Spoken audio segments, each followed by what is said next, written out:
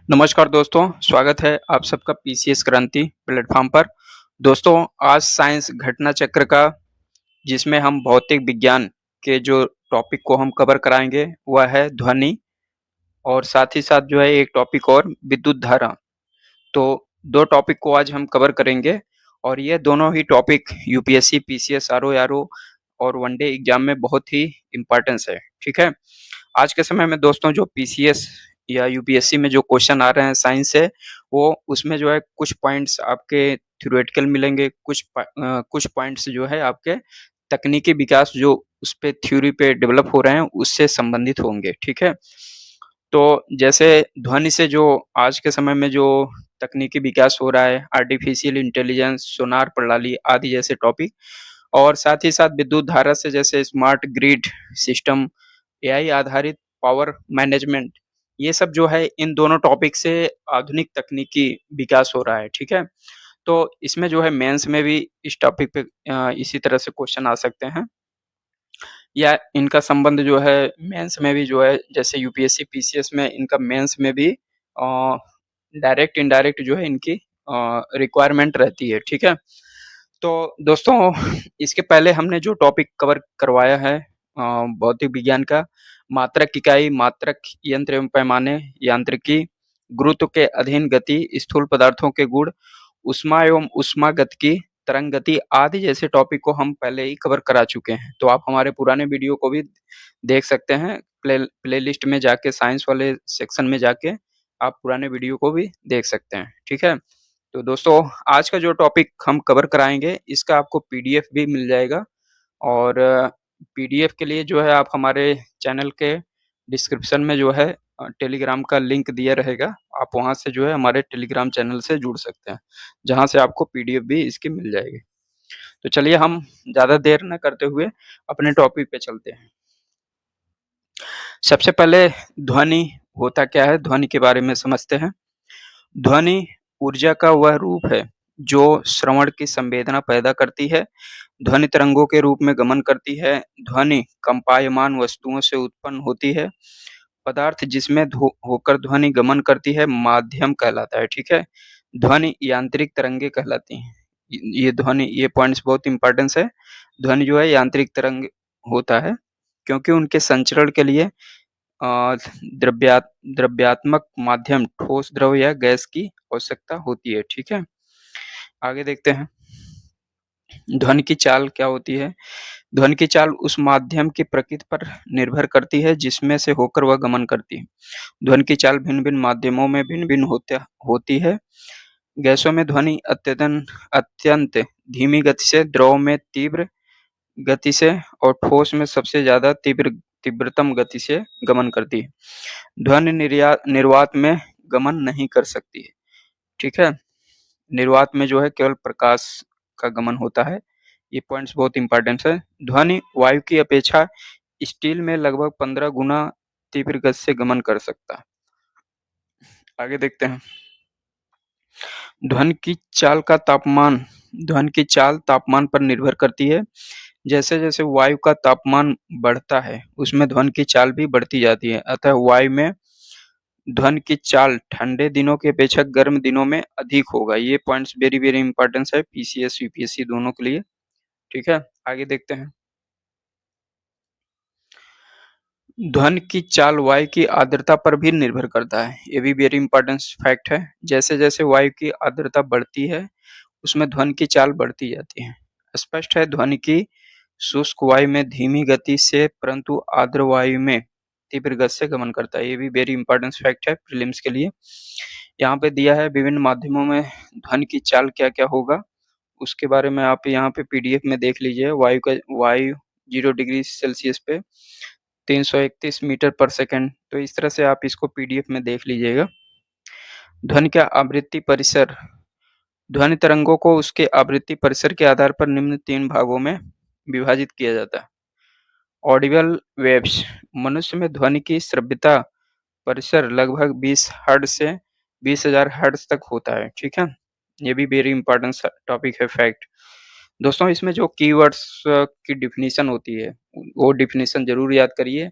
ये UPSC, PCS, RO सभी exam में जो है इस इसको बहुत ही अच्छे तरीके से पूछता है।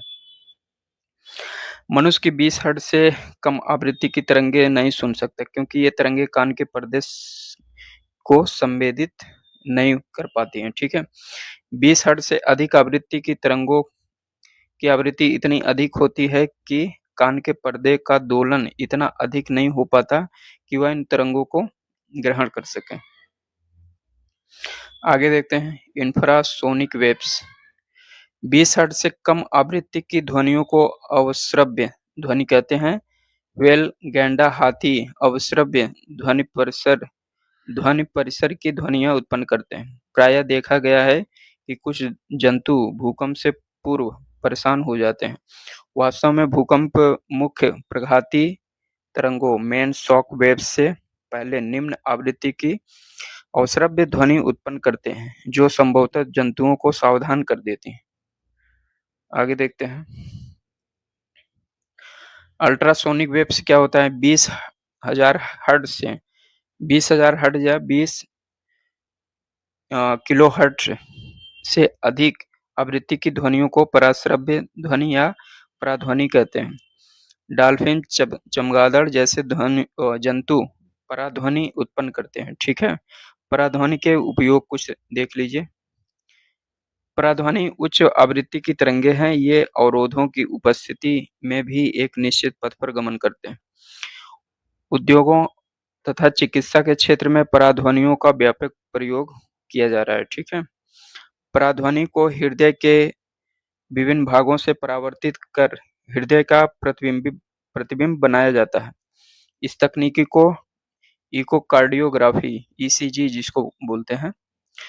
पराध्वनि का उपयोग गुर्दे की छोटी पथरी को बारीक कणों में तोड़ने के लिए भी इसका प्रयोग किया जाता है। ये कण बाद में मूत्र के द्वारा जो है बाहर निकल जाते हैं। सोनार तकनीकी क्या होता है।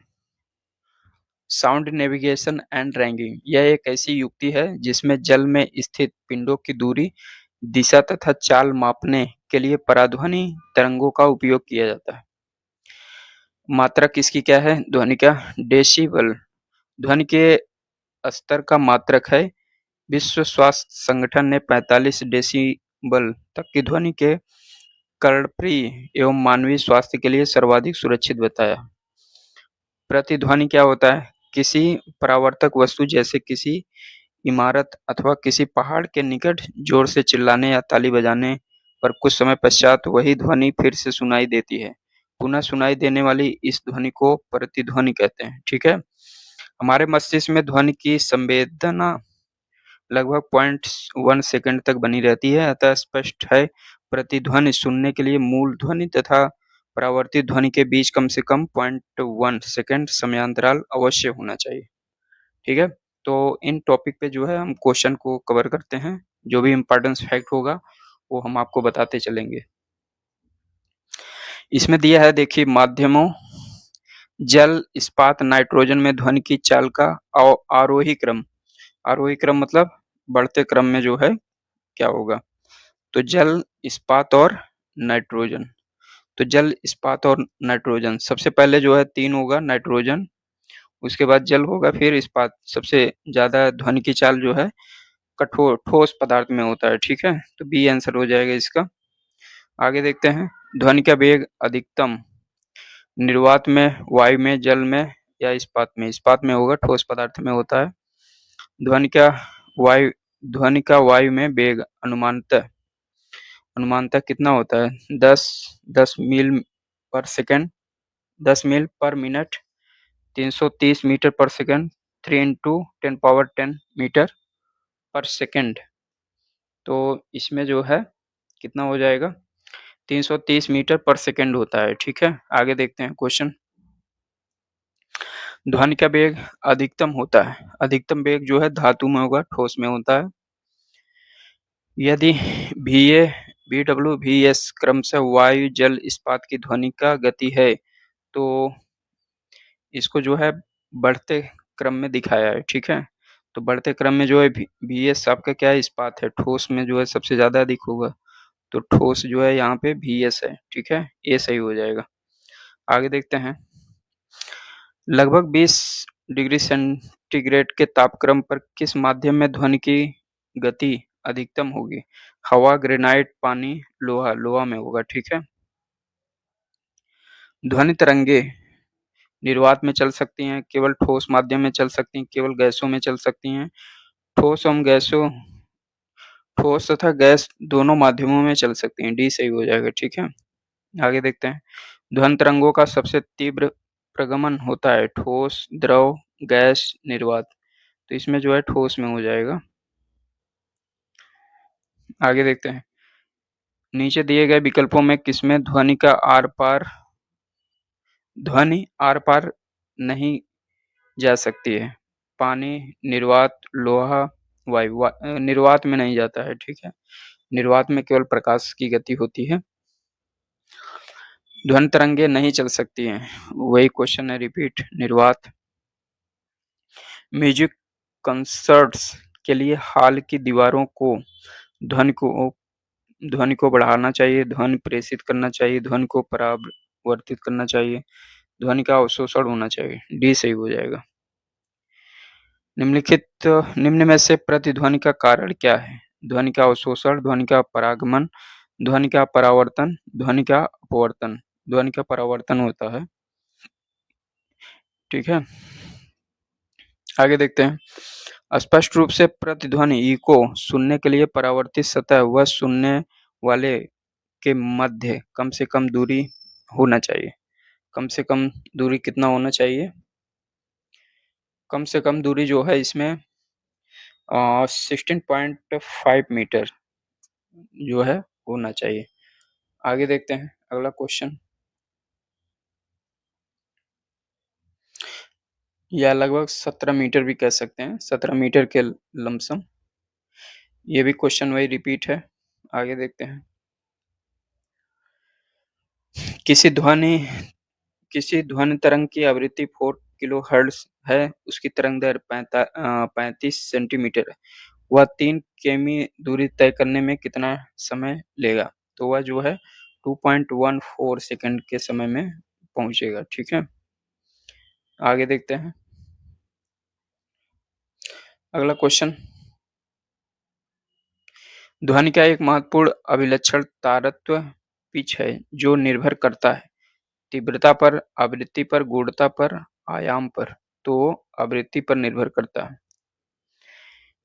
किसी उत्सर्जित ध्वनि का आवृत्ति को मस्तिष्क पर किस प्रकार अनुभव करता है उसे तारतम्य कहते हैं। किसी स्रोत का कंपन जितनी शीघ्रता से होता है, आवृत्ति उतनी ही अधिक होती है और उसका तारतम्य भी अधिक होता है। इसी प्रकार ध्वनि का तारतम्य कम होता है, उसकी आवृत्ति भी कम होती है। विभिन्न आकार आकृति की वस्तुएं विभिन्न आकृतियों के साथ कंपन करती हैं और भिन्न विभिन्न तारतम्य की ध्वनि उत्पन्न करती हैं। ध्वनि की तीक्ष्णता किसके द्वारा निर्धारित किया जाता है? ध्वनि का वेग, आयाम, तरंग दैर्घ्य, ठीक है। तो इसमें जो है ध्वनि के तरंग दैर्घ्य से वो होती हैं, निश्चित होती हैं, ठीक है।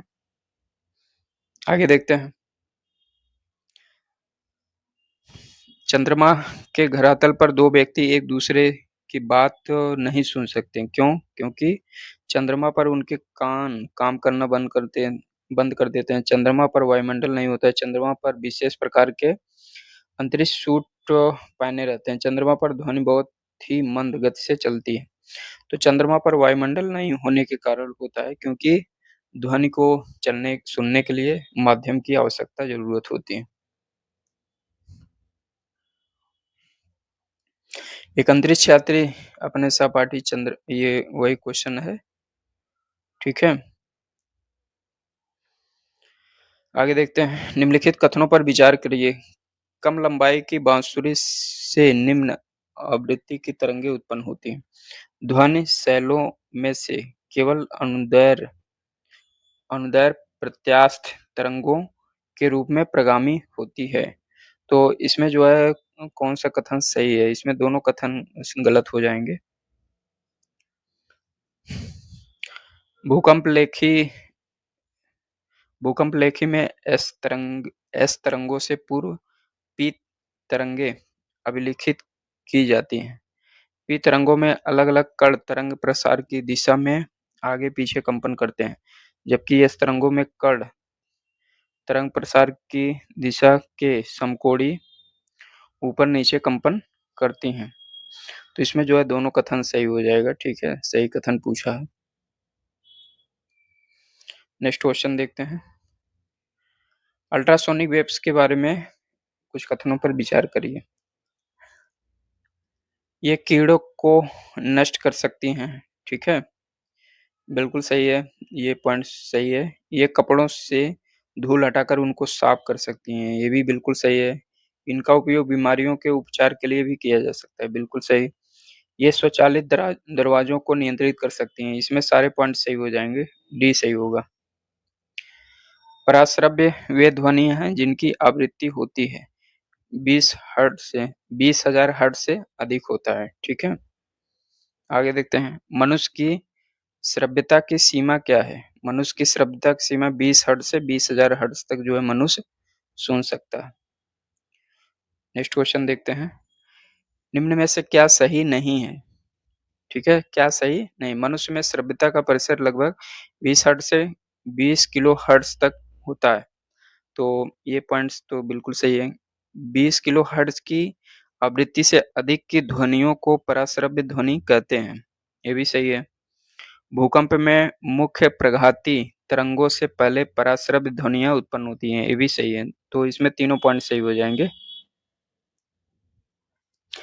एक जैव पद्धति जिसमें पराश्रव्य ध्वनि का उपयोग किया जाता है, वो किसमें? सोनोग्राफी में। सोनोग्राफी क्या होता है? अल्ट्रासोनोग्राफी चिकित्सीय निदान का एक महत्वपूर्ण साधन है। यह पराश्रव्य ध्वनि पर आधारित एक चित्रांकन तकनीकी है। चिकित्सा के क्षेत्र में इसका कई उपयोग है, जिसमें गर्भावस्था में गर्भस्थ शिशु के स्वास्थ्य के बारे में जानकारी मिलती है। गर्भ में भ्रूण के विकास को जानने के लिए निम्नलिखित में से निम्नलिखित किरणों तरंगों से किसका प्रयोग किया जाता है? एक्स किरणें, सूक्ष्म तरंगे, पराध्वनि तरंगे, पराबैंगनी किरणें। तो इसमें जो है पराध्वनि तरंगों का उपयोग किया जाता है, जिसको अल्ट्रासोनिक तकनीकी बोलते हैं। चमगादड़ अंधेरी रातों में उड़ सकते हैं और अपना शिकार भी कर सकते हैं। इसका कारण उनकी आँखों के तारे बड़े होते हैं। रात्रि दृष्टि बहुत अच्छी होती है, प्रत्येक चिड़िया ऐसा कर सकता है। वे पराध्वनि तरंगे निकालते हैं और उन्हीं के द्वारा निर्देशित होते हैं। इसमें जो है डी सही हो जाएगा, ठीक है? अगला देखते हैं। हृदय इंफ्रासोनिक आवृत्ति पर कंपन करता है, तो ये पॉइंट्स बिल्कुल सही हो जाएगा। ध्वनि की गति गैस में द्रव एवं ठोस की तुलना में अधिक होती है, ये गलत हो जाएगा। ध्वनि की गति जो है आपका ठोस में सबसे अधिक होता है। मैक संख्या ध्वनि की गति वर्णित करने के लिए प्रयोग में लाते हैं। ये पॉइंट्स बिल्कुल सही हो जाएगा। पराश्रव्य ध्वनि की आवृत्ति 20,000 हर्ट्ज से अधिक होती है, ये भी सही हो जाएगा। तो 1, 3, 4 सही हो जाएगा। आगे देखते हैं। स्टेथोस्कोप में रोगी की दिल की धड़कन की ध्वनि डॉक्टर के कानों तक पहुंचती है। ध्वनि के बहुविवर्तन, ध्वनि के बहुपरावर्तन, ध्वनि के ध्रुवण द्वारा, ध्वनि के बहु अपवर्तन द्वारा। तो ये ध्वनि के बहुपरावर्तन द्वारा होता है ऐसा। सुपरसोनिक जेट की उड़ान के कारण क्या होते हैं? उड़ान के उड़ान के कारण क्या होता है? हवा में प्रदूषण, आँख के रोग, ओजोन लेयर में बाधा। ओजोन लेयर में बाधा होता है इसमें सबसे ज़्यादा। आगे देखते हैं। कथन कारण है, समुद्र तल के निकट मैक संख्या 1 पर जा रहे वायुयान की चाल की तुलना में 15 किमी की ऊंचाई तक मैक संख्या 1 पर जा रहे वायुयान की चाल अधिक होती है। तो ये पॉइंट्स गलत हो जाएगा, कथन गलत हो जाएगा। ध्वनि की गति परावर्तिक सराउंडिंग मीडियम के ताप पर भी निर्भर करता है। तो ये पॉइंट सही हो जाएगा। ए गलत और आर सही हो जाएगा। डेसिमल किसे मापने के लिए प्रयोग में किया जाता है? डेसिमल किसे मापने के लिए प्रयोग किया जाता है? खून में हीमोग्लोबिन, पेशाब में शक्कर, वातावरण में ध्वनि, वायु में कण, वातावरण में ध्वनि को। डेसिमल इकाई का प्रयोग किया जाता है ध्वनि की तीव्रता को मापने के लिए। ठीक है, बी सही हो जाएगा। ये क्वेश्चन वही रिपीट है। आगे देखते हैं, जब दो लोग आपस में बात करते हैं तब कितने डेसिमल ध्वनि उत्पन्न होती है? 5 डेसिमल, 10 डेसिमल, 30 डेसिमल और 100 डेसिमल। 30 डेसिमल के लमसम होता है। इसमें सब बात भी दिया है। फुसफुसाहट में 15 से 20 होता है, साधारण बातचीत 30 से 60, गुस्से से 70-80, ट्रक मोटरसाइकिल 90 से 95, यंत्र कारखाने 100 से 110, ऑर्केस्ट्रा 110 से 120, जेट विमान 140 से 50 के बीच। 100 डेसिमल का नॉइज़ का प्रबलता का स्तर संगत होगा। सुनाई भर देने वाली आवाज़ सामान्यतः वार्तालाप, शोर-शराबे वाली यंत्र कारखाने वाले शोर से संबंधित है। आगे देखते हैं। निम्नलिखित में से कौन सामान्य परिस्थिति में वृक्षों के पत्तों की सरसराहट का डेसिमल स्तर बताता है? 10, 20, 60, 100। तो ये 20 डेसिमल के लमसम बताता है। आगे देखते हैं नेक्स्ट क्वेश्चन। विश्व स्वास्थ्य संगठन के अनुसार एक नगर में सुरक्षित ध्वनि का प्रदूषण स्तर है, ये 45 डेसिमल के लमसम होता है। यहाँ पे मैचिंग दिया है। आवासीय आवासीय क्षेत्र में जो है कितना डेसिमल होना चाहिए? ठीक है, आवासीय डेसिमल में जो है आपका 55 के नियर अबाउट, शांत क्षेत्र में जो है 50 के अबाउट, औद्योगिक क्षेत्र में जो है 70, व्यापारिक क्षेत्र में जो है 65 के लमसम। इसका आंसर क्या हो जाएगा? डी सही होगा। Next question. मनुष्य के लिए शोर की सीमा टॉलरेबल लिमिट करीब-करीब होता है, कितना होता है? 45, 85, 125, 155, 85 के बीच होता है लमसम।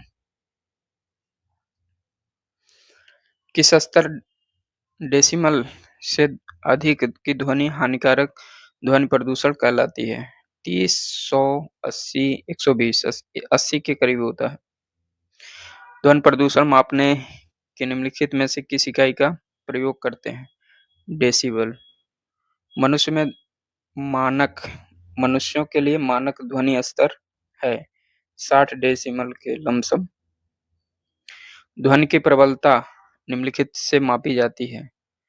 आवृत्ति, आयाम, वेग, तरंगदैर्घ्य। तो आयाम से नापी जाती है। एक मजदूर रेल की पटरी पर कार्य कर रहा था। एक लड़का कुछ दूरी पर अपने कान पटरियों पर रखकर जब मजदूर द्वारा की जाने वाली हथौड़े की आवाज को सुनता है तो उसे 2 बार आवाज सुनाई देता है। इसका कारण क्या होता है? इसका कारण जो है दोस्तों, ध्वनि का वेग इस्पात में वायु की अपेक्षा अधिक होती है। ध्वनि का वेग वायु में इस्पात की अपेक्षा अधिक होती है। ध्वनि की तरंगें रेल की पटरियों के बीच परावर्तित होती है। उनके कान ध्वनि स्रोत से भिन्न दूरियों पर होता है। ध्वनि का वेग इस्पात में वायु की अपेक्षा अधिक होता है। ये सही हो जाएगा।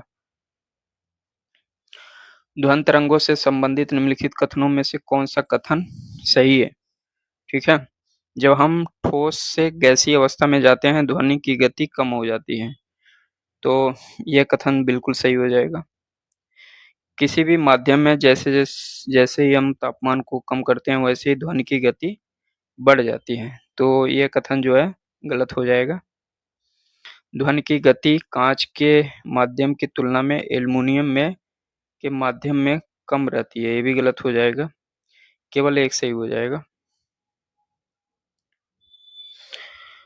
जब एक ध्वनि तरंग एक माध्यम से दूसरे माध्यम में जाती है तो वह राशि जो अपरिवर्तित रहती है। आवृत्ति, आयाम, तरंगदैर्घ्य, चाल। तो ये आवृत्ति होता है ऐसा। आगे देखते हैं नेक्स्ट क्वेश्चन। एक संगीत कार्यक्रम ऑर्केस्ट्रा में बजने से पहले एक सितार वादक तनाव को समायोजित करने की कोशिश करता है। स्ट्रिंग को उपयुक्त रूप से बाँधता है। ऐसा करके वह क्या ठीक करने की कोशिश करता है? वाद्य यंत्रों की आवृत्ति के साथ सितार, स्ट्रिंग की आवृत्ति, ध्वनि का आयाम, ध्वनि की तीव्रता, उपर्युक्त में से एक से अधिक। तो ये अन्य वाद्य यंत्रों की आवृत्ति के साथ सितार, स्ट्रिंग की आवृत्ति को जो है ठीक करने का प्रयास करता है। अगला क्वेश्चन देखते हैं। जब सितार और बांसुरी एक ही स्वर बजाया जाए तो उसमें उत्पन्न ध्वनि का भेद निम्नलिखित में अंतर के कारण किया जा सकता है। तारत्व प्रबलता, ध्वनि गुणता, तारत्व प्रबलता, केवल ध्वनि गुणता, केवल प्रबलता। तो वे केवल ध्वनि गुणता से पता किया जा सकता है। ध्वनि की मूलभूत इकाई कहलाती है रूम ग्राम, ध्वनि ग्राम, अर्थग्राम और वाक्य ग्राम। तो ये ध्वनि ग्राम फोनोमोन्स जो है उसकी मूल इकाई होती है। आगे देखते हैं।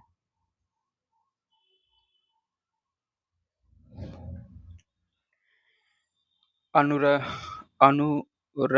रणन अनुरणन रिवर्बरेशन विशेषतः बड़े गिरजाघर तथा अन्य बड़े भवनों में प्रतीत होते हैं। ये बिल्कुल सही हो जाएगा।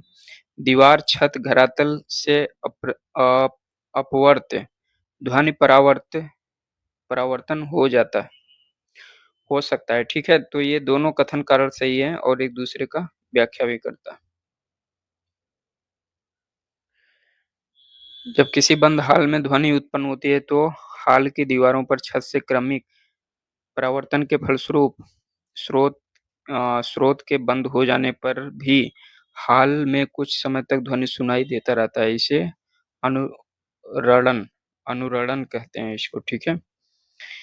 विस्तृत रूप से प्रयुक्त संगीतिक स्वरग्राम, जिसे ब्रिटोनी स्वरग्राम कहते हैं, 7 आवृत्ति वाला होता है।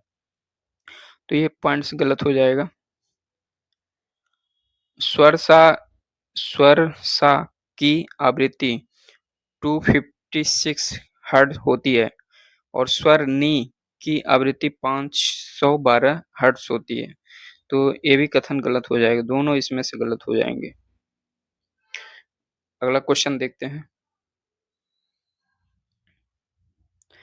जब टीवी का स्विच ऑन किया जाता है जब टीवी का स्विच ऑन किया जाता है तो क्या होता है?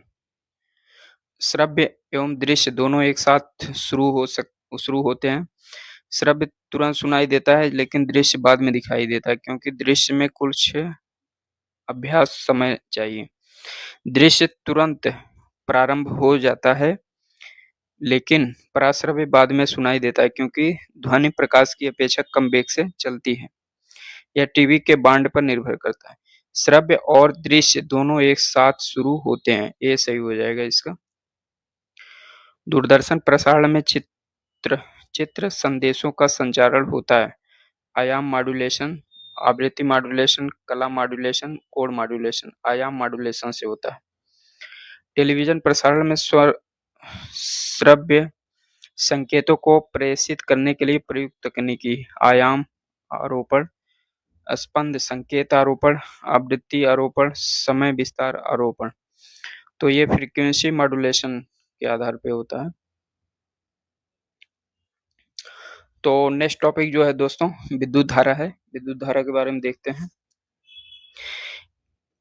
किसी चालक में विद्युत आवेश के प्रवाह की दर को विद्युत धारा कहते हैं। धनात्मक आवेश के प्रवाह की दिशा ही विद्युत धारा की दिशा मानी जाती है। स्पष्ट है, विद्युत धारा की दिशा ऋण आवेशित इलेक्ट्रॉन की दिशा के विपरीत होता है। ठीक है, ये स्टेटमेंट बहुत ही इंपॉर्टेंट है। विद्युत धारा का मात्रक एम्पियर होता है। 1 एम्पियर बराबर 1 कूलम्ब पर सेकेंड। विद्युत धारा के प्रकार विद्युत धारा 2 प्रकार का होता है, डायरेक्ट करंट और अल्टरनेटिव करंट।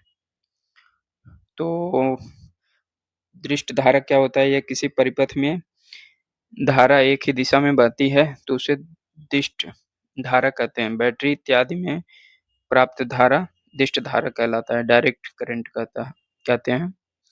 अल्टरनेटिव करंट क्या होता है? ऐसी धारा जिनके मान एवं दिशा समय के साथ आवर्ती रूप से परिवर्तित होते रहते हैं, प्रत्यावर्ती धारा कहलाती है। ठीक है। अल्टरनेटर दोलित आदि से प्राप्त होने वाली विद्युत धारा प्रत्यावर्ती धारा कहलाते हैं। दृष्ट धारा की अपेक्षा प्रत्यावर्ती धारा का प्रमुख लाभ यह है कि प्रत्यावर्ती धारा को विद्युत ऊर्जा की अधिक हानि के बिना लंबी दूरी तक संप्रेषित किया जा सकता है। इलेक्ट्रोमोटिव फोर्स क्या होता है? किसी विद्युत ऊर्जा उत्पादन उपकरण द्वारा उत्पन्न किया गया वह बल जिनके कारण किसी चालक या परिपथ में इलेक्ट्रॉनों का प्रवाह स्थापित किया जाता है विद्युत वाहक बल कहलाता है। विभव क्या होता है? किसी इकाई घनावेश को अनंत से विद्युत क्षेत्र के किसी बिंदु तक लाने के लिए किए गए कार्य को उस बिंदु का विद्युत विभव कहा जाता है। विद्युत विभव का मात्रक क्या होता है? एसआई मात्रक वोल्ट होता है। विभवांतर क्या होता है? पोटेंशियल डिफरेंस इकाई घनावेश को विद्युत क्षेत्र में एक बिंदु से दूसरे बिंदु तक ले जाने में किए गए कार्य को उन बिंदुओं के मध्य विभवांतर कहते हैं। विभवांतर का मात्रक भी वोल्ट होता है। यदि आवेश Q को दो बिंदुओं के बीच प्रवाहित करने में W जूल करना पड़े तो उन बिंदुओं के बीच विभवांतर क्या होता है? V बराबर किए गए कार्य अपान प्रवाहित आवेश W जूल अपान Q कूलाम। ये फार्मूला है, इसको याद कर लिए। W/Q। प्रतिरोध क्या होता है? किसी चालक का प्रतिरोध वह भौतिक राशि है जिनके कारण चालक से धारा के प्रवाह में रुकावट होती है। इसका मात्रक क्या होता है? ओम होता है। प्रतिरोध को R से सूचित किया जाता है। ओम का नियम क्या है? किसी चालक के सिरों पर विभवांतर लगाया जाता है तो उसमें होकर विद्युत धारा प्रवाहित होने लगती है। जर्मन वैज्ञानिक जॉर्ज साइमन ओम ने आरोपित विभवांतर और उनके फलस्वरूप प्रवाहित विद्युत धारा में प्रयोग एक संबंध स्थापित किया। यह संबंध ओम का नियम कहलाता है। ठीक है। इस नियम के अनुसार किसी चालक की भौतिक अवस्था जैसे ताप आदि में कोई परिवर्तन न हो तो चालक में प्रवाहित होने वाली विद्युत धारा उसके सिरों पर लगाए गए विभवांतर के अनुक्रमानुपाती होता है। यदि चालक के सिरों पर भी विभवांतर आरोपित हो और उसमें विद्युत धारा I प्रवाहित हो तो I अनुक्रमानुपाती जो है V हो जाएगा। तो V बराबर RI के बराबर होता है। ठीक है।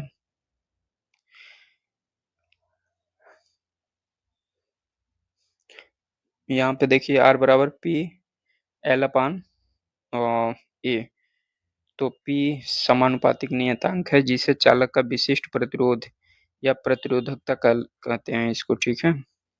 विद्युत शक्ति क्या होता है? किसी विद्युत परिपथ में विद्युत ऊर्जा के व्यय होने की दर को विद्युत शक्ति कहते हैं। आगे देखते हैं। तो यहाँ पे विद्युत शक्ति बराबर क्या होता है? विद्युत धारा अपान इंटू विभवांतर होता है। 1 वाट बराबर जूल अपान सेकंड होता है। विद्युत शक्ति बराबर व्यय की गई विद्युत ऊर्जा अपान समय होता है। ये फार्मूला वेरी इंपॉर्टेंस है, वेरी इंपॉर्टेंस। विद्युत ऊर्जा बराबर विद्युत शक्ति इंटू समय होता है। ठीक है।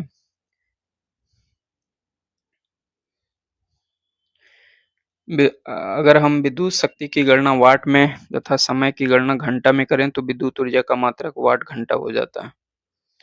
व्यावसायिक उद्देश्य के लिए विद्युत ऊर्जा के बड़े मात्रक किलोवाट घंटा का उपयोग किया जाता है। इसी को यूनिट कहते हैं। ठीक है। यूनिटों की संख्या क्या होता है? वोल्ट इंटू एम्पियर इंटू घंटा अपान 1000 के बराबर होता है। वाट घंटा अपान 1000।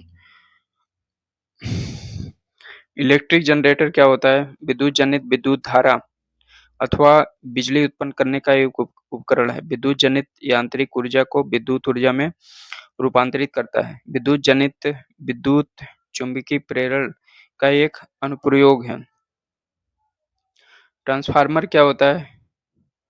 विद्युत चुम्बकीय प्रेरण पर आधारित ट्रांसफार्मर एक ऐसा यंत्र है जो प्रत्यावर्ती वोल्टेज को घटाने या बढ़ाने का काम करता है। ट्रांसफार्मर दो प्रकार का होता है। स्टेप अप ट्रांसफार्मर, यह निम्न विभव की प्रत्यावर्ती धारा को उच्च विभव की प्रत्यावर्ती धारा में बदलने का काम करता है।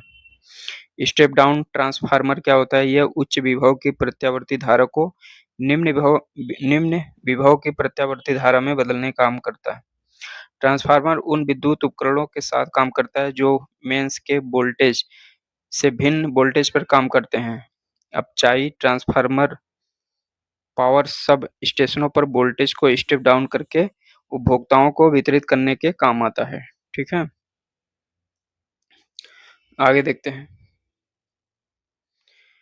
विद्युत मोटर क्या होता है? विद्युत मोटर एक ऐसी युक्ति है जो विद्युत ऊर्जा को यांत्रिक ऊर्जा में बदलती है।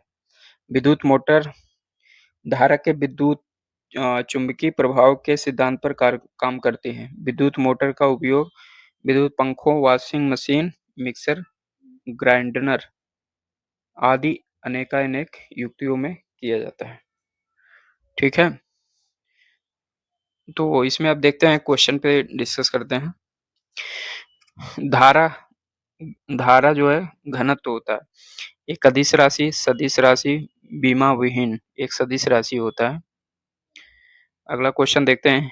एक 100 वाट का बिजली का बल्ब 10 घंटे तक जलता है। 5 प्रति यूनिट की दर से कितना विद्युत खर्च होगा? 5 रुपए के 5 रुपए होगा उसका। ठीक है, 100 वाट के बल्ब 10 घंटे तक जलाने पर व्यय 100 में 10 का गुणा कर देंगे, 1000 घंटा हो जाएगा और 1000 घंटे को 1000 से भाग देंगे तो किलोवाट घंटा में चेंज हो जाएगा। 1 किलोवाट घंटा 1 यूनिट के बराबर होता है। ठीक है, आगे देखते हैं। ये भी वही क्वेश्चन है, रिपीट है, उसी तरह होगा। अगला क्वेश्चन देखते हैं। एक सिल्क यारा सुरंग में 200 वाट क्षमता के 15 बल्ब 24 घंटे तक रोशन किए जाते हैं। बिजली की खपत कितनी होगी? बिजली की खपत जो है 72 यूनिट हो जाएगा।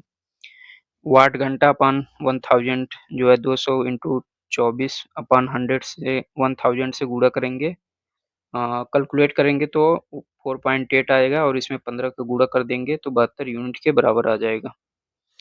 एक सुरंग में 100 वाट क्षमता वाले 5 बल्ब लगातार 20 घंटा तक जलाए जाते हैं। संपूर्ण विद्युत कितना खर्च होगा? 10 यूनिट के बराबर होगा। 1 किलोवाट घंटा का मान होता है 3.6 इंटू 10 पावर 6 जूल के बराबर होता है। ठीक है, अगला क्वेश्चन देखते हैं। 10 वाट बल्ब को 4 घंटे तक स्विच ऑन रखा जाता है। प्रयुक्त विद्युत ऊर्जा की इकाई होगी। प्रयुक्त विद्युत ऊर्जा की इकाई कितनी हो जाएगी? 0.04 के बराबर होगा। ठीक है, अगला क्वेश्चन देखते हैं। बिजली की खपत का बिल किसके मापन पर आधारित होता है? वाट, वोल्टेज, ओम, एम्पियर। तो इसमें से उत्तर आपको चयन करना है। इसमें जो है केवल वाट के आधार पे होता है। यदि 60 वाट का बल्ब प्रतिदिन 5 घंटे का प्रयोग किया जाए, 30 दिन में कितने यूनिट बिजली खपत होगा? 9 यूनिट। ठीक है, 220 वोल्टेज जनरेटर से एक बल्ब जुड़ा है। धारा 0.5 एम्पियर है। बल्ब की शक्ति कितनी होगी? 110 वाट होगा, क्योंकि हम जानते हैं P बराबर W/T होता है और VI कितना हो जाए 220 और V जो है 220 और I जो है 0.5 है। इसको मल्टीप्लाई करेंगे तो 110 आ जाएगा। ठीक है, आगे देखते हैं।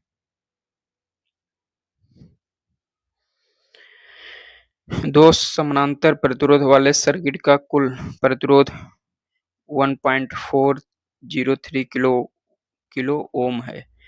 यदि एक प्रतिरोधक का मान 2 किलो ओम है तो दूसरे प्रतिरोधक का मान होगा कितना हो जाएगा? 4.7 किलो ओम के बराबर होगा।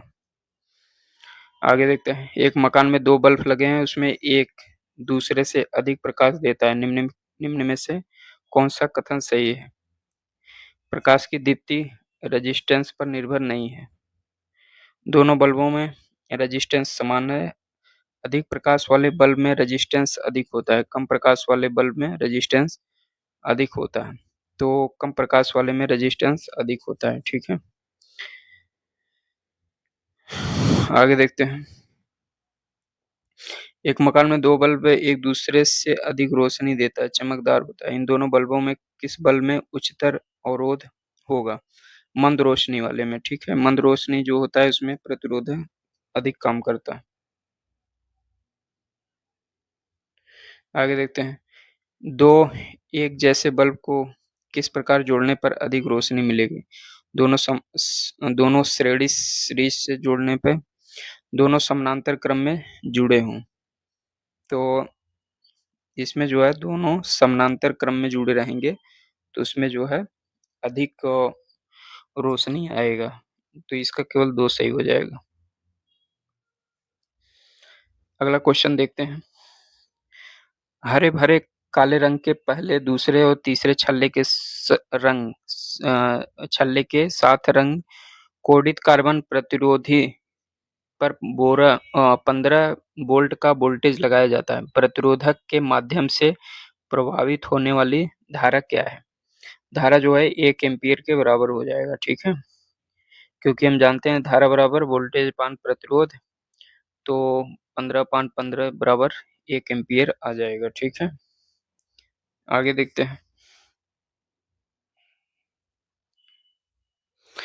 डायनेमो जिसे विद्युत उत्पादन हेतु कथित रूप से प्रयोग में लाते हैं, वास्तव में आयंस के स्रोत के रूप में कार्य करते हैं। इलेक्ट्रिक चार्ज का स्रोत है, ऊर्जा का परिवर्तक होता है, इलेक्ट्रॉन का स्रोत होता है, तो ऊर्जा का परिवर्तक होता है वो।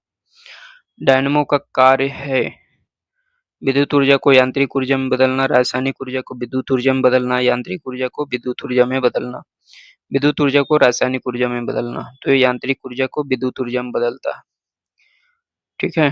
डायनेमो परिवर्तित करता है उच्च वोल्टेज को निम्न वोल्टेज, विद्युत ऊर्जा को यांत्रिक ऊर्जा, यांत्रिक ऊर्जा को विद्युत ऊर्जा, निम्न वोल्टेज को उच्च वोल्टेज, यांत्रिक ऊर्जा को विद्युत ऊर्जा में। टरबाइन व डायनेमो से बिजली प्राप्त करने में किस ऊर्जा को विद्युत ऊर्जा में परिवर्तित करते हैं? ये मैकेनिकल ऊर्जा को। अगला क्वेश्चन देखते हैं। जब वैद्युतिक ऊर्जा गति में परिवर्तित होती है, तब ऊष्मा की कोई हानि नहीं होती है, ठीक है। ये इसका ए ही सही हो जाएगा।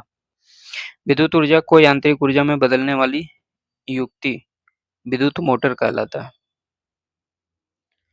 आगे देखते हैं। विद्युत मोटर क्या करता है? विद्युत ऊर्जा को यांत्रिक ऊर्जा में बदलता है। विद्युत चुम्बकीय प्रेरण पर आधारित होता है, इलेक्ट्रोमैग्नेटिक इंडक्शन। तो इसमें धारामापी, विभवमापी, डायनेमो, विद्युत मोटर। इसमें डायनेमो और विद्युत मोटर दोनों आंसर सही होना चाहिए इसमें। एक ऐसा उपकरण जो रासायनिक ऊर्जा को विद्युत ऊर्जा में परिवर्तित करता है, वह कहलाता है बैटरी। आगे देखते हैं।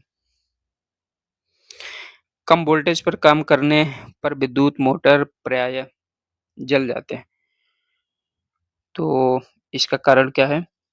वे अधिक विद्युत धारा खींचते हैं जो वोल्टेज के प्रतिलोमानुपाती होती है, ठीक है। तो इसका ये ही सही हो जाएगा।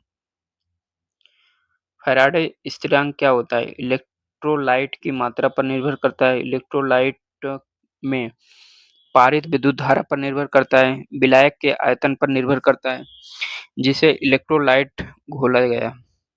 सार्वभौमिक स्थिरांक है, ये सार्वभौमिक स्थिरांक होता है, ठीक है। फैराडे स्थिरांक एक सार्वभौमिक स्थिरांक यूनिवर्सल कांस्टेंट होता है। भौतिकी एवं रासायनिक विज्ञान में 1 मोल इलेक्ट्रॉनों पर स्थित कुल आवेशों की मात्रा फैराडे स्थिरांक कहलाता है, ठीक है। इसे ईएफ से दिखाते हैं। मोटर कार बैटरी के संबंध में निम्नलिखित कथनों पर विचार करिए। कौन सा कथन सही है आपको खोजना है। वोल्टता सामान्यतः 12 वोल्ट होती है। प्रयुक्त विद्युत अपघट्ट हाइड्रोक्लोरिक अम्ल होता है और इलेक्ट्रोड सीसा और ताम्र होते हैं।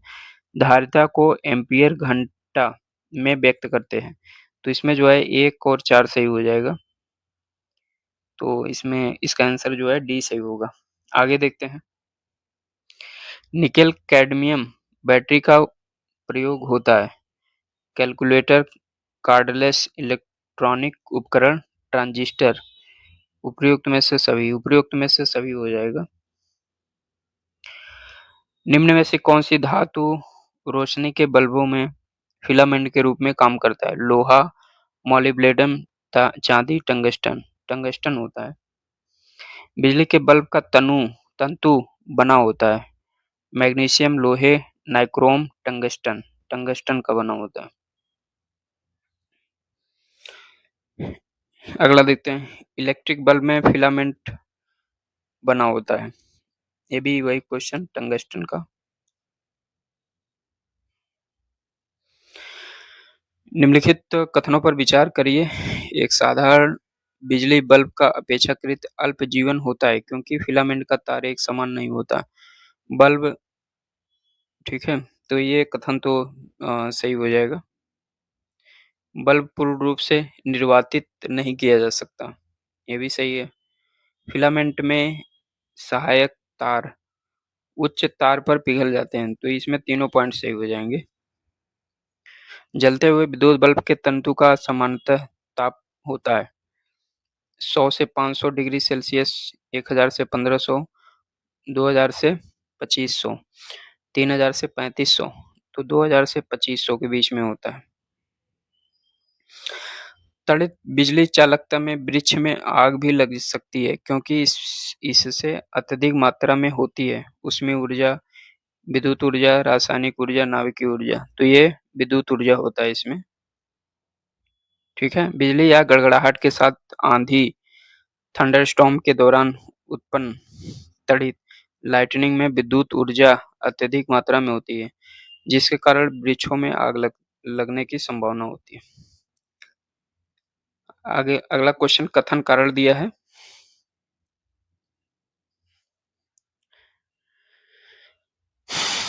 तड़ित चालक इमारतों को नष्ट होने से, लाइटनिंग कंडक्टर इमारतों को नष्ट होने से बचाते हैं, तो ये कथन तो जो है सही हो जाएगा,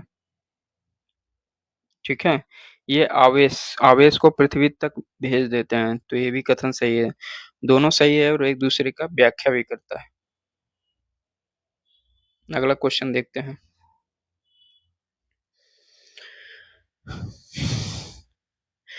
तीन पिन बिजली के प्लग में सबसे लंबी पिन को जोड़ना चाहिए। आधार सिरे से, सजीव सिरे से, उदासीन सिरे से, किसी भी सिरे से। आधार से जोड़ सकते हैं उसको। विद्युत उपकरणों में अर्थ का उपयोग होता है खर्च को कम करने के लिए क्योंकि उपकरण 3 फेज में काम करते हैं, सुरक्षा के लिए फ्यूज के रूप में, तो सुरक्षा के लिए उसका उपयोग करते हैं।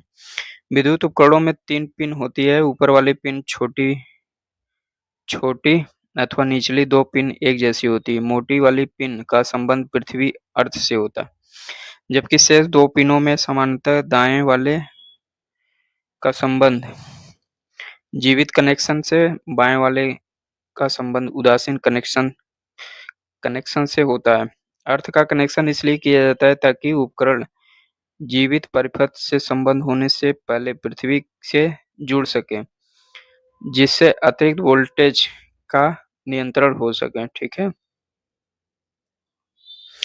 आगे देखते हैं। आपस में जुड़ी 2 आवेशित वस्तुओं के बीच विद्युत धारा नहीं प्रवाहित होती है यदि वे हों समान आवेश पर, समान धारिता पर, समान प्रतिरोधकता पर, समान विभव पर। तो इसका आंसर क्या हो जाएगा? इसका आंसर जो है समान विभव पे हो जाएगा, ठीक है, डी सही हो जाएगा। अगला क्वेश्चन देखते हैं। मेंस फ्यूज विद्युत प्रदाय में फ्यूज का प्रयोग एक सुरक्षा युक्ति के रूप में होता है। फ्यूज के विषय में निम्नलिखित कथनों में से कौन सा एक कथन सही है? मेन स्विच से यह समानांतर जुड़ा होता है। यह मुख्य रूप से रजत मिश्र धातु से बना होता है। इसका गलनांक निम्न होना आवश्यक है। इसमें बहुत उच्च प्रतिरोधकता होना आवश्यक। इसका गलनांक जो है निम्न होना आवश्यक है। फ्यूज का सिद्धांत विद्युत का रासायनिक प्रभाव, विद्युत का यांत्रिक प्रभाव, विद्युत का ऊष्मीय प्रभाव, विद्युत का चुंबकीय प्रभाव। विद्युत का उसमें प्रभाव होता है। फ्यूज में होने वाले विद्युत तार की विशेषता: निम्न प्रतिरोधक शक्ति, उच्च गलनांक, निम्न प्रतिरोधक शक्ति, निम्न गलनांक, उच्च प्रतिरोधक शक्ति, निम्न गलनांक, उच्च प्रतिरोधक शक्ति, उच्च गलनांक। तो उच्च प्रतिरोधक शक्ति निम्न गलनांक होता है। घर की सुरक्षित विद्युत सप्लाई के लिए प्रयोग में किए जाने वाले फ्यूज तार जिस धातु की बनी होती है उसका गलनांक कम होता है, गलनांक ज्यादा होता है। प्रतिरोध अधिक होता है, प्रतिरोध कम होता है। तो इसमें ए और सी दोनों सही हो जाएगा। हैलोजन लैंप का तंतु निम्न की मिश्र धातु का होता है।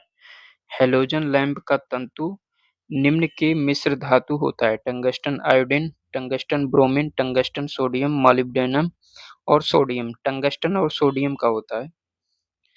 आगे देखते हैं कथन कारण: एक धातु तार का तापक्रम बढ़ जाता है जब उसके बीच विद्युत धारा प्रवाहित होता है। तो ये कथन जो है बिल्कुल सही है। कारण: धातु अणुओं के पारस्परिक संगठन से उष्मा ऊर्जा का मोचन होता है। तो ये भी कारण सही है। तो इसमें जो है नहीं, ये गलत हो जाएगा, कारण जो है गलत है। तो इसका आंसर सी सही हो जाएगा। घरेलू विद्युत तार स्थापन: डोमेस्टिक इलेक्ट्रिक वायरिंग मूलतः श्रेणी से संबंधित समानांतर संबंध, श्रेणी और समानांतर दोनों का संयोजन है। प्रत्येक कमरे के अंदर श्रेणी संबंध और अन्यंत्र समानांतर संबंध। तो इसमें समानांतर संबंध होता है। घरेलू विद्युत सप्लाई के दौरान काले रंग का आवरण युक्त तार क्या होता है? विद्युत तार, भू तार, उदासीन तार, फ्यूज तार। तो उदासीन तार होता है। मानव शरीर के विद्युत प्रतिरोध के परिणाम की कोटि क्या है? वो जो है आपका 10⁴ ओम होता है। ठीक है, आगे देखते हैं। CFL का पूर्ण रूप है। CFL क्या होता है? कॉम्पैक्ट फ्लोरिसेंट लैंप होता है। इसका आंसर क्या हो जाएगा? ये सही होगा। प्रकाश उत्सर्जक डायोड के कार्य करने का सिद्धांत क्या है? लेजर, तापायनिक उत्सर्जन, प्रकाश विद्युत कुरोड़, वैद्युत संदीप्ति होती है। कथन कारण: light emitting diode lamp compact fluorescent lamp की तुलना में अधिक लंबी सेवा अवधि प्रदान करते हैं। Light emitting diode lamp compact fluorescent lamp की तुलना में अधिक ऊर्जा दक्ष होते हैं। तो इसमें जो है दोनों कथन सही है और एक दूसरे का व्याख्या भी करता है। ठीक है, आगे देखते हैं। CFL और LED लैंप में क्या अंतर है? प्रकाश उत्पन्न करने के लिए CFL पारा वाष्प और फास्फोरस फॉस्फर मतलब संदीपक का प्रयोग करता है। तो ये कथन बिल्कुल सही होगा। CFL की औसत जीवन अवधि LED लैंप से बहुत अधिक होती है। ये गलत हो जाएगा, अधिक नहीं कम होता है। LED लैंप की तुलना में CFL कम ऊर्जा सक्षम होता है। ये भी सही है। तो 1-3 सही हो जाएगा।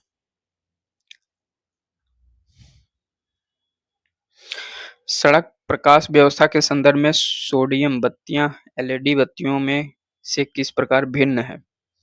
सोडियम बत्तियां प्रकाश को 360 डिग्री में उत्पन्न करती हैं, किंतु LED बत्तियों में ऐसा नहीं होता। सड़क की बत्तियों के रूप में LED बत्तियों की तुलना में सोडियम बत्तियों की उपयोगिता अवधि अधिक होती है। सोडियम बत्ती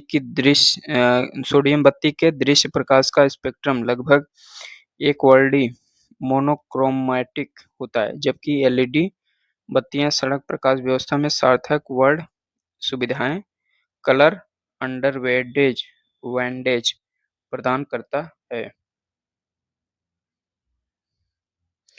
तो इसमें जो है 1-3 सही हो जाएगा, 2 जो है गलत हो जाएगा। कौन सा गलत हो जाएगा इसमें? ये सड़क की बत्तियों के रूप में एलईडी बत्तियों की तुलना में सोडियम बत्तियों की उपयोगिता अवधि अधिक होता है, ये कथन गलत हो जाएगा, कम होता है, ठीक है। आगे देखते हैं। फ्लोरेसेंट ट्यूब में कौन सी गैस भरी जाती है? मरकरी और नियॉन। एक बिजली बल्ब की अपेक्षा एक फ्लोरेसेंट ट्यूब को अधिकतम प्रेफरेंस दिया जाता है क्योंकि इसमें प्रकाश प्रसारित विकिरण करने हेतु अधिक बाह्य सतह होती है। वोल्टेज के उतार-चढ़ाव का प्रभाव नहीं होता है। ट्यूब में इलेक्ट्रिकल ऊर्जा लगभग पूर्ण रूप से प्रकाश में परिवर्तित हो जाती है। इसमें से कोई भी कथन सही नहीं है। श्वेत प्रकाश को नली में कैसे पैदा करते हैं? श्वेत प्रकाश को नली में कैसे पैदा करते हैं? तांबे के तार को गर्म करके, तंतु को गर्म करके, परमाणु को उत्तेजित करके, अणुओं को दोलित करके। तो अणुओं को जो है दोलित करके कर सकते हैं। विद्युत बल्ब के अंदर कौन सी गैस भरी होती है? उपयुक्त में से कोई नहीं, ऑक्सीजन, वायु, कार्बन डाइऑक्साइड कोई भी नहीं। प्रदीप्त नलिकाओं के साथ चौक आसंजित होता है। चौक कुंडली लाइन वोल्टता जो है बढ़ाता है। विद्युत विभव के संदर्भ में निम्नलिखित में से कौन सी कथन सही है? विभव के संदर्भ में पूछा है, ठीक है। यह एक अदिश राशि है, यह एक सदिश राशि है, तो इसमें ये अदिश राशि होता है। आगे देखते हैं। एक तार में बहती विद्युत धारा एवं विभवांतर प्रत्येक को 2 गुना बढ़ा दिया जाए तो विद्युत शक्ति क्या हो जाएगा? 4 गुना बढ़ जाता है। 2 तारों की लंबाई, व्यास, प्रतिरोधकता सभी 1/2 के अनुपात में है। अगर पतले तार का प्रतिरोध 10 ओम है, तो मोटे तार का प्रतिरोध कितना हो जाएगा? 10 ओम के बराबर। समान प्रकार की छोटी बूंदें B वोल्टेज तक आवेशित की गई है। यदि N बूंदें मिलकर एक बूंद बनाती है, तो इस बूंद का विभव होगा N पे पावर 2/3 इंटू V होता है। आगे देखते हैं। हालांकि उस तरह से क्वेश्चन अब नहीं पूछता है दोस्तों। कथन कारण दिया है, ट्रांसफार्मर का प्रयोग वोल्टता के उच्चयन तथा अपचयन के लिए किया जाता है, तो ये कथन बिल्कुल सही है। बिल्कुल सही है। कारण जो है, परिणामित्र एक ऐसी युक्ति है जिसका प्रयोग निर्दिष्ट धारा परिपथ में किया जाता है, तो ये कारण गलत हो जाएगा, तो ये सही है और आर जो है गलत हो जाएगा। ट्रांसफार्मर प्रयुक्त होते हैं। ट्रांसफार्मर जो है एसी वोल्टता का उपचयन या अपचयन करने के लिए होता है, डी सही होगा। ट्रांसफार्मर का उपयोग निम्नलिखित में से किस उद्देश्य होता है? ये भी क्वेश्चन वही है, प्रत्यावर्ती धारा विभव को उच्चाई अथवा अपचाई करने के लिए होता है, सी सही हो जाएगा। मोबाइल चार्जर क्या होता है? इन्वर्टर, एक यूपीएस उच्चाई ट्रांसफार्मर, एक अपचाई ट्रांसफार्मर होता है वो। कुछ युक्तियां एवं संबंधित ऊर्जा रूपांतरण नीचे दिए गए। इलेक्ट्रिकल जनरेटर यांत्रिक से विद्युत, इलेक्ट्रिकल मोटर विद्युत से यांत्रिक, डीजल इंजन प्रकाश से विद्युत, सोलर सेल रासायनिक से यांत्रिक। इसमें 1-2 केवल सही हो जाएगा। किसी एसी जनित्र तथा डीसी जनित्र में मूलभूत अंतर है। क्या अंतर है?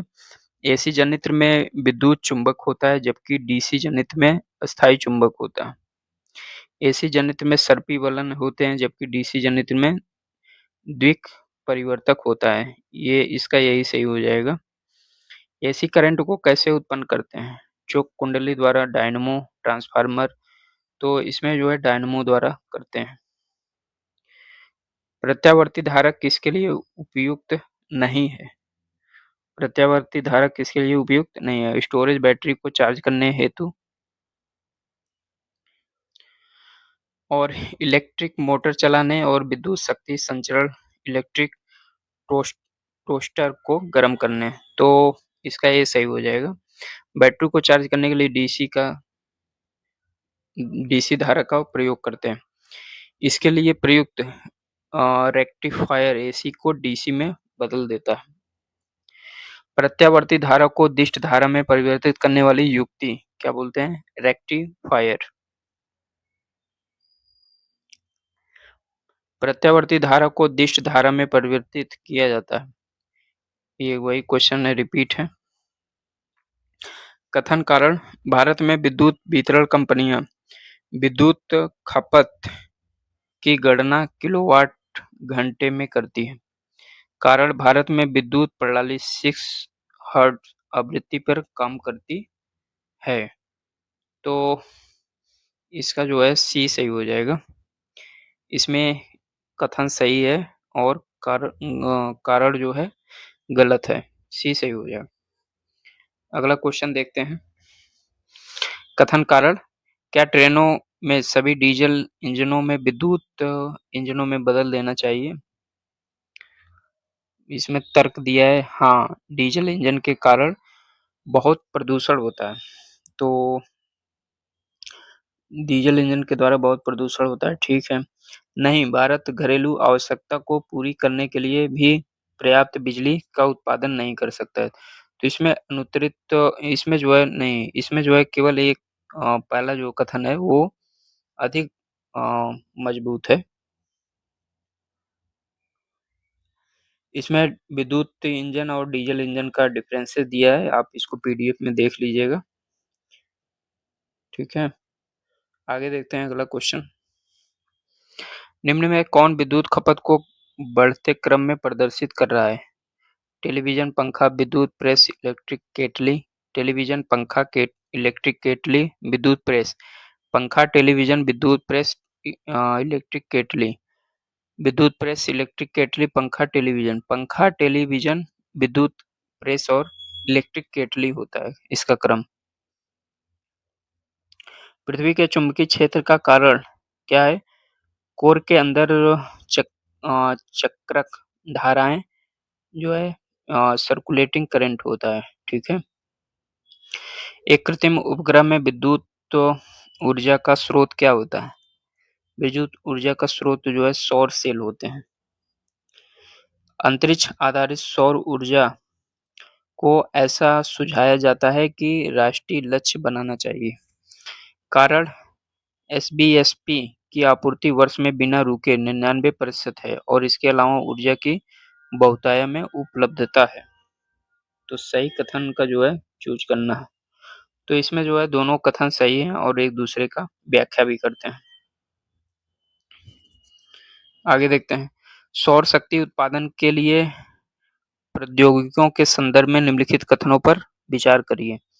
प्रकाश वोल्टी प्रक्रिया एक प्रौद्योगिकी है जो प्रकाश के विद्युत में प्रत्यक्ष रूपांतरण के द्वारा विद्युत जनन करती है, जबकि सौर तापीय प्रक्रिया एक प्रौद्योगिकी है जो सूर्य की किरणों का उपयोग करके ताप जनित करने के लिए करती है, जिसका आगे विद्युत जनन प्रक्रिया में उपयोग किया जाता है, ठीक है। तो ये कथन बिल्कुल सही है। प्रकाश वोल्टी प्रक्रिया प्रत्यावर्ती धारा को जनन करती है, जबकि सौर तापीय प्रक्रिया दिष्ट धारा को जनन करती है। तो ये कथन गलत हो जाएगा। भारत के पास सौर तापीय प्रौद्योगिकी के लिए विनिर्माण आधार है, किंतु प्रकाश वोल्टी प्रौद्योगिकी के लिए नहीं। ये गलत हो जाएगा, केवल एक सही होगा। आगे देखते हैं। सौर जल पंपों के संदर्भ में निम्नलिखित कथन पर विचार करिए। सौर ऊर्जा का प्रयोग पृष्ठीय पंपों को चलाने के लिए हो सकता है और सबमर्सिबल पंपों के लिए नहीं। सबमर्सिबल पंप के लिए नहीं, तो ये गलत हो जाएगा। सौर ऊर्जा का प्रयोग अपकेंद्री पंपों सेंट्रीफ्यूगल पंप को चलाने के लिए हो सकता है और पिस्टन वालों के लिए नहीं। इसमें दोनों कथन गलत हो जाएगा। निम्नलिखित में से कौन सा तत्व सोलर सेल में उपयोग किया जाता है? सोलर सेल में जो है सिलिकॉन का प्रयोग किया जाता है। प्रकाश वोल्टी सेल होते हैं, ये कौन क्या होते हैं? सौर सेल होते हैं। फोटोवोल्टिक सेल होते हैं, क्या होते हैं? सौर ऊर्जा से चालित होते हैं। सौर ऊर्जा को विद्युत ऊर्जा में किसके द्वारा परावर्तित किया जाता है? लैग्रैंज कोशिकाओं के द्वारा, फोटोवोल्टिक कोशिकाओं के द्वारा, शुष्क कोशिकाओं, वोल्टिक कोशिकाओं द्वारा। तो इसमें जो है फोटोवोल्टिक कोशिकाओं द्वारा होता है। आगे देखते हैं। निम्नलिखित में से कौन सा फोटोवोल्टिक उपकरण डिजिटल उपकरणों के लिए सबसे उपयुक्त होता है? फोटोवोल्टिक सेल के द्वारा।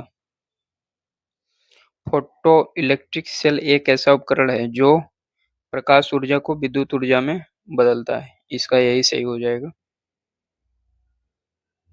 आगे देखते हैं। नेट मीटरिंग को कभी-कभी समाचारों में किसके प्रचार के संदर्भ में देखा जाता है? मोटर कारों में सीएनजी किट लगाना, शहरी घरों में पानी के मीटर की स्थापना, एक बिलिंग तंत्र जो सौर ऊर्जा प्रणाली मालिकों को ग्रिड में जोड़ी गई बिजली का श्रेय देता।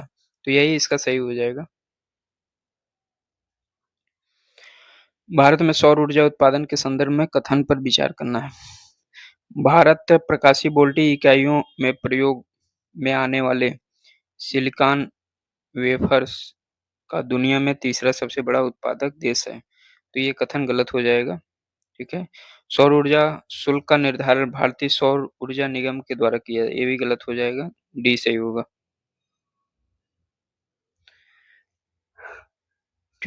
आगे देखते हैं। भारत में पवन ऊर्जा क्षमता का संबंध निम्नलिखित में से कौन सा कथन सही नहीं है? भारत में पवन ऊर्जा क्षमता में महत्वपूर्ण वृद्धि हुई है। गुजरात में देश की कुल पवन ऊर्जा का क्षमता जो है 22%। वर्तमान 2021 में तमिलनाडु की पवन ऊर्जा क्षमता देश की कुल क्षमता की 24%। पवन ऊर्जा क्षमता में मध्य प्रदेश देश में तीसरा स्थान है।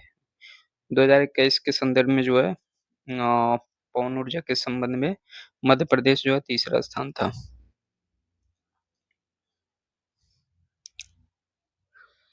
आगे देखते हैं।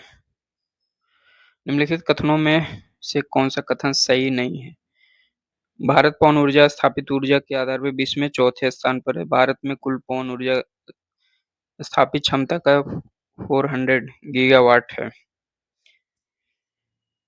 भारतीय राज्यों में सबसे ज्यादा पवन ऊर्जा जमीन से 100 मीटर की ऊंचाई पर गुजरात में है। तो इसमें जो है कौन सा कथन सही होगा? इसमें जो है बी हो जाएगा। सारे पॉइंट सही हैं और लेकिन आंसर हमें कौन सा पूछा है? नहीं पूछा है, तो इसका आंसर जो है बी सही हो जाएगा। तो दोस्तों आज का जो है टॉपिक को यहीं पे समाप्त करते हैं और नेक्स्ट टॉपिक जो है चालकता होगा आपका। और अगर आपको क्लास अच्छा लगा हो तो चैनल को सब्सक्राइब करें, बेल आइकन पे बटन जरूर दबाएं ताकि नेक्स्ट वीडियो का नोटिफिकेशन आपको मिलता रहे। ठीक है, तब तक आप हंसते रहें, मुस्कुराते रहें। जय हिंद, जय भारत।